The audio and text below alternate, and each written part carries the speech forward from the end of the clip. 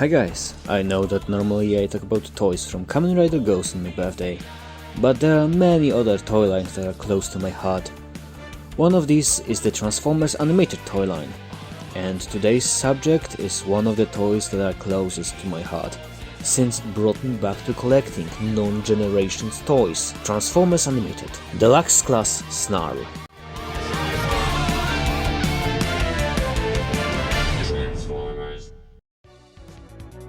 Released as a part of third wave of animated deluxes in the year 2008.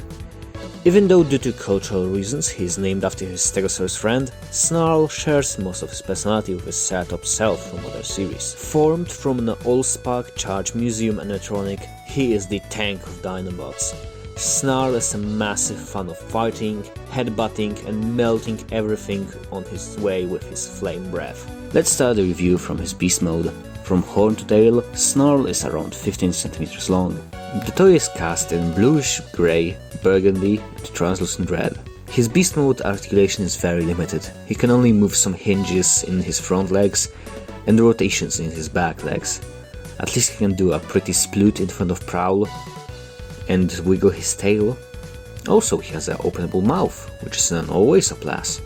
Oh, it even has a sculpted-in tongue. The transformation is... man, this is an example of bad chunky.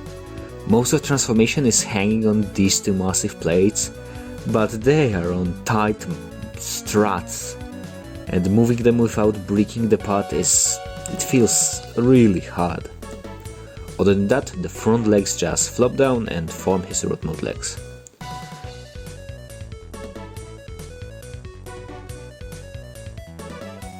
In his robot mode, Snarl is really chunky. Dude is built like a cartoony barbarian or an orc. He has short arms and stumpy legs, which add to the design. Also, I love the silhouette given to him by the shape of his split tail. Articulation doesn't improve that much, but still the typical humanoid articulation. Head rotates, shoulders can move forward and back, elbows have a really weak bend forward and to the side, legs can move forward and back, bend inward in the thigh due to transformation, knee, and if you detach the torso plate you can get some waist rotation. His unique articulation is movable fingers and thumb. All of that so he can hold his accessory, this beautifully painted magma club that looks like a really hot Cheeto chip. It can plug into his hand, but since he can open it, he can also hold many weapons from other Transformers and even other toys. The axe of the past review, Transformers Cyberverse Slug. Another gimmick of Snarl are his flaming shoulders. Yeah, for some reason all Dinobots had a gimmick of having weapons that pop out fire. Grimlock's sword could be set ablaze, Swoop had a spicy meatball, and since Snarl's whole weapon is already made from magma, he could erupt fire from his shoulder plates. As cool as I describe it, the gimmick is really underwhelming. You just press these two buttons behind his really detailed shoulders, like holy fuck, why did they mold all these gear here that really don't match the style and never mind. And if decade-old springs wanted, they will shoot out two small translucent flames. But the fun doesn't stop here. Snarl also has an attack mode. You simply pop out his dino head forward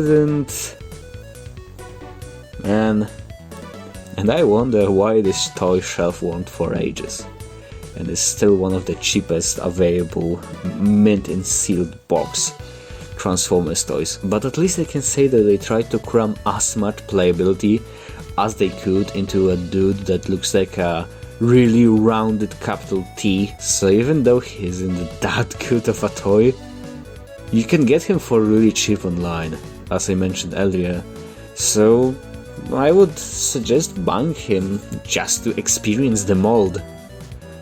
It's nothing perfect, it's kinda quirky, but it's so cheap that it would make a really good bonus to a bigger purchase, and that's how I got him. Originally I only wanted to buy two original animated toys from my childhood, Cybertron and Optimus and Black Arachnia, but the seller also gave Snarl cheaply, and that kinda and it kinda spiraled out into me collecting more animated toys and really enjoying the toy line, just as I also enjoyed the show. So yeah, that's why Snarl is talked about here today. I really like him, I feel he's kinda underrated, and I simply want to thank him for opening my eyes to other animated toy lines, to other toy lines, since originally I wanted to only get like Generation stuff, to much G1 and stuff, but there is nothing wrong with collecting more cartoon-based toys. Like, the most important thing is that simply toys should be fun. So, whether it's Slug or Slug, Triceratops, Stegosaurus or your mom, I'm 100% sure Grimnik doesn't mind having more prehistoric pals in my collection. The same way, I want to thank you all for watching. Don't forget to like, subscribe, check out my social media, and also thank you all for all the birthday wishes they got. It's really nice. I really want to thank you all for all the birthday wishes they got. Bye.